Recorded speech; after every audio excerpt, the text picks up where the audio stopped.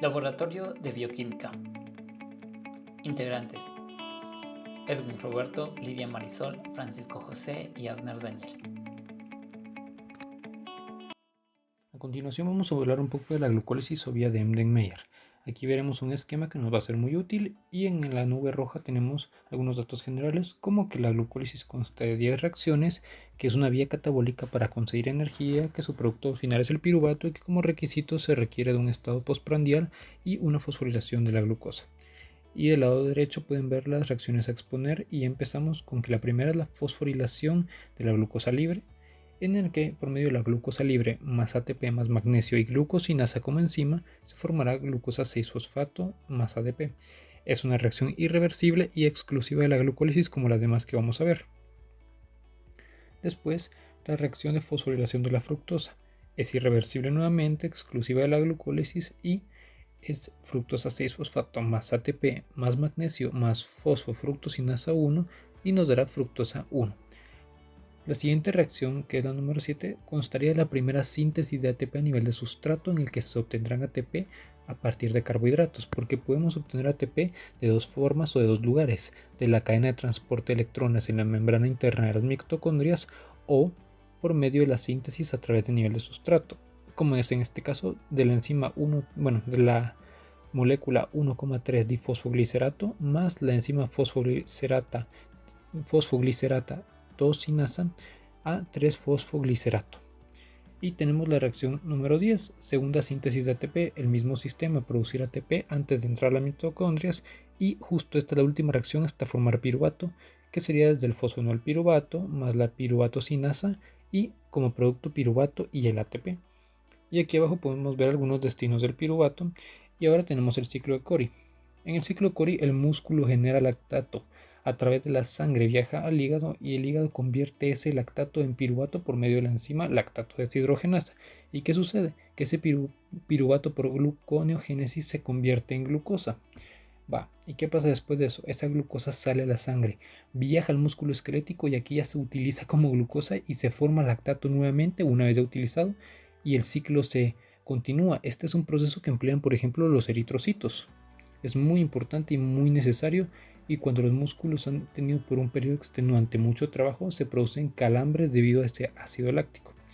Y ahora tenemos finalmente la gluconeogénesis, que es la formación de glucosa a partir de compuestos que no son carbohidratos, compuestos como lactato, piruvato, intermediarios del ciclo de Krebs, aminoácidos, glicerol y propionato, como podemos ver, y nuevamente un esquema que está en nuestro libro de Chaeta para poder revisar.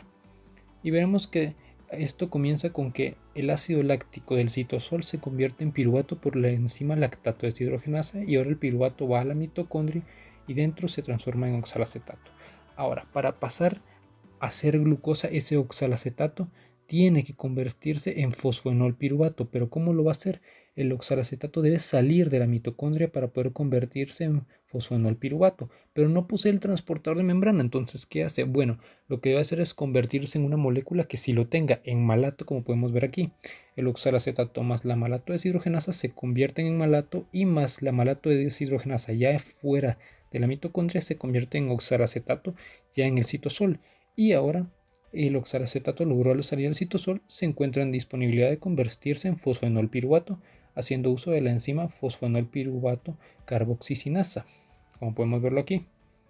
Y otra reacción importante sería la conversión de la fructosa 1,6 difosfato en fructosa 6-fosfato, que es una reacción exclusiva de la gluconeogénesis y no de la glucólisis, donde desde el fosfoenol piruvato seguirán las reacciones con las mismas enzimas de la glucólisis hasta convertirse en fructosa 1,6 difosfato y esta una siguiente reacción, como ya he dicho, solo en la gluconeogénesis. Como podemos ver ahí se mira la reacción en el cuadro. Y por último la conversión de la glucosa 6-fosfato en la glucosa libre, que es el objetivo en el que solo en los hepatocitos se va a poder llevar a cabo, aunque también en las células renales y en las células del intestino delgado en algunas ocasiones. Y podemos ver un cuadro al final que dice que en total el proceso de la gluconeogénesis involucra el gasto de 6 ATP, que una buena alimentación más una producción de insulina van a inducir o estimular a las enzimas de la glucólisis y al mismo tiempo inhibirlas de la gluconeogénesis, y por el contrario lo que será una falta de ATP y una secreción de enzimas como glucagón, como adrenalina, como cortisol van a estimular las enzimas de la gluconeogénesis e inhibir las de la glucólisis por el contrario. Y una enfermedad como la enfermedad de von Gierke mantiene la hipoglicemia en los niños debido a que la deficiencia de la enzima glucosa 6-fosfatasa les impide que se pueda formar gluconeogénesis correctamente. Gracias.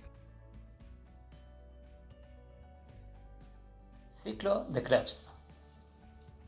Debemos de recordar que es una ruta importante de degradación de carbohidratos, lípidos y proteínas se realiza en la mitocondria. Vamos a tener que es un proceso cíclico, vamos a tener 4 acarreadores y 8 reacciones. Si nos damos cuenta, aquí hay un esquema generalizado del ciclo de Krebs. Eficiencia energética. Vamos a tener un total de 24 ATPs. Acarreadores principales. Vamos a observar en la siguiente imagen los acarreadores principales que vamos a tener en el ciclo de Krebs. Sitios primarios de control. Enzimáticos. 3 reacciones del ciclo se catalizan con las enzimas alostéricas, citrato sintasa.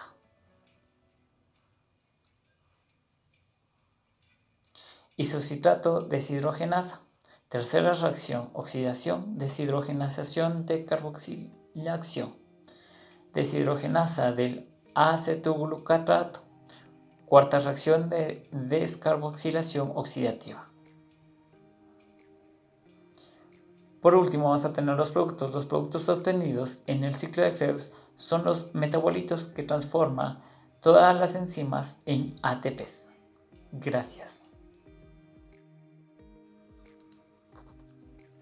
Muy bien, antes de hablar de la glucogenogénesis, debemos de saber que estamos hablando de una síntesis de glucógeno, que ésta se va a almacenar de manera, como bien lo dijimos antes, de glucógeno. Esta se va a almacenar en el hígado y en el músculo. Vamos a tener lo que es la insulina, que va a ser la que va a activar la glucogenogénesis, y el glucagón, que es un inhibidor. Va a ser un proceso anabólico, como podemos estar observando. El proceso de glucogenogénesis va a empezar cuando comemos. Esta entra por hepatocitos y se convierte a glucosa 6-fosfato por la glucoquinasa. Recordemos que la glucoquinasa tiene un ATP y se convierte en ADP, y luego se convierte en glucosa 1-fosfato por medio de la fosfolupasa mutasa. Luego seguimos y se convierte en uridina difosfato glucosa y usa una uridina trifosfato y crea un pirofosfato, y esto hace a una uridina difosfato glucosa pirofosfatasa. Y como podemos estar observando, se van a crear los enlaces alfa 1,4, y esto es una enzima de glucógeno sintasa muy importante. A partir de lo anterior se va a formar los enlaces de 1,6, y esto por una enzima muy importante que es la enzima ramificadora de glucógeno, que es la que permite o que termina el proceso de la glucogenogénesis, como podemos estar observando, ya que la glucosa se almacena ramificadamente, como podemos estar observando. Gracias. Bueno, ahora vamos a ver lo que es la glucogenólisis, la síntesis del glucógeno y las vías de la pentosa fosfato.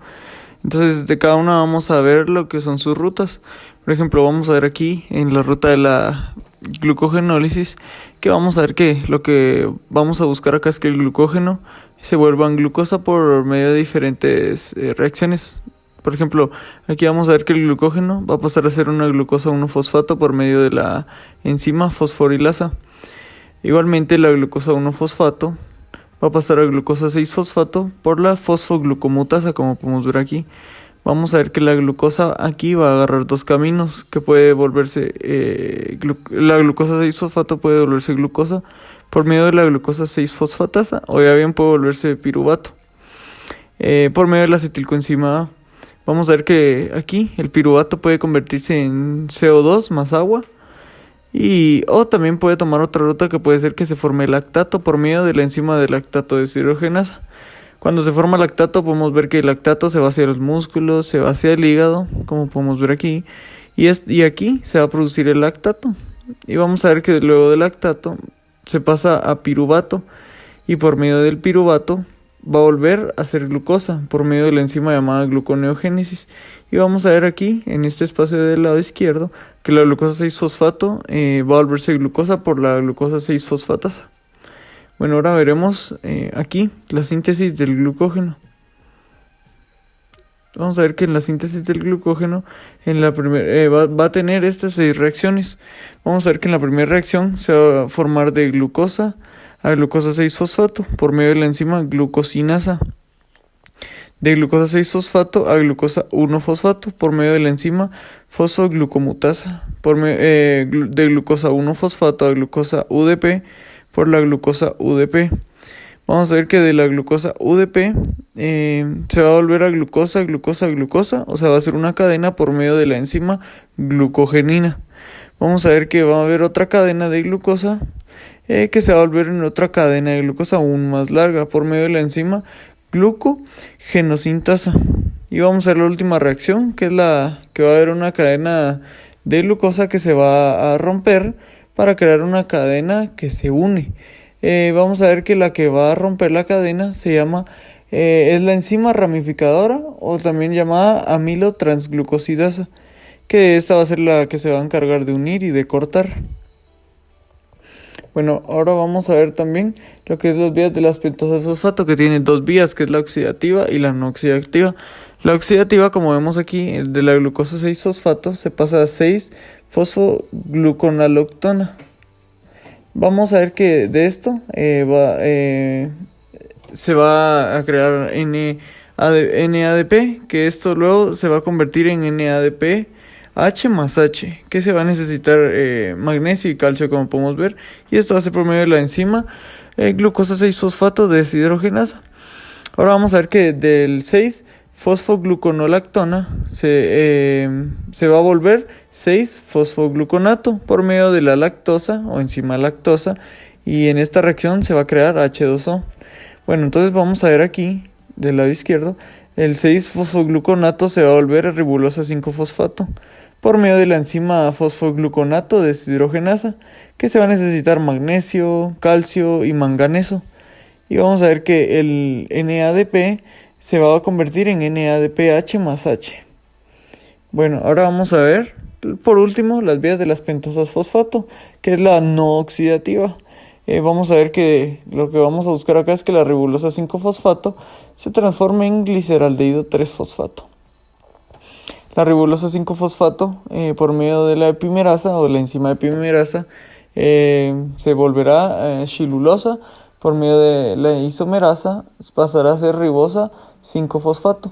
De la ribosa 5-fosfato más la shilulosa 5-fosfato que ya se creó, se creará el pseudo heptulosa 7-fosfato y el gliceraldehído 3-fosfato por medio de la enzima, como podemos ver aquí, la transcetolasa, y que aquí en la transcetolasa vamos a encontrar también la vitamina B. Vamos a ver que después de esto se va a formar la fructosa 6-fosfato más eritrosa 4-fosfato por medio de la enzima transaldolasa. Vamos a ver que esto más la shilulosa 5-fosfato que se creó al principio, se creará el gliceraldehído 3-fosfato más fructosa 6-fosfato. Y esto va a ser gracias a la transcetolasa.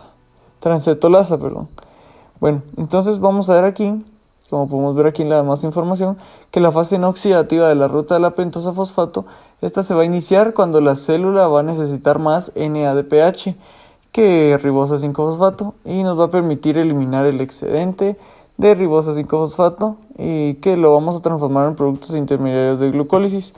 Vamos a ver la importancia de estas dos rutas, de la oxidativa y no oxidativa, que estas nos van a ayudar a sintetizar ácidos grasos, nos ayudan a sintetizar colesterol, nos ayudan a sintetizar las hormonas esteroideas.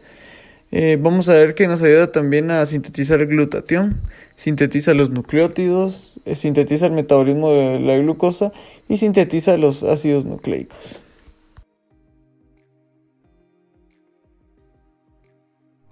Bueno, ahora hablaremos sobre la fosforilación oxidativa o también conocida como quimiosmosis.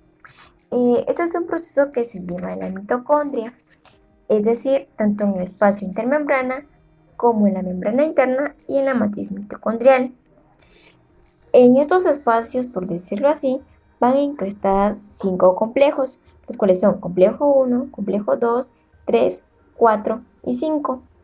Estos complejos nos ayudan a liberar energía por medio de los electrones, que se mueven de diferentes niveles, tanto altos como bajos, y con esto ellos van a realizar el bombeamiento de protones desde la matriz hacia el espacio intermembranal.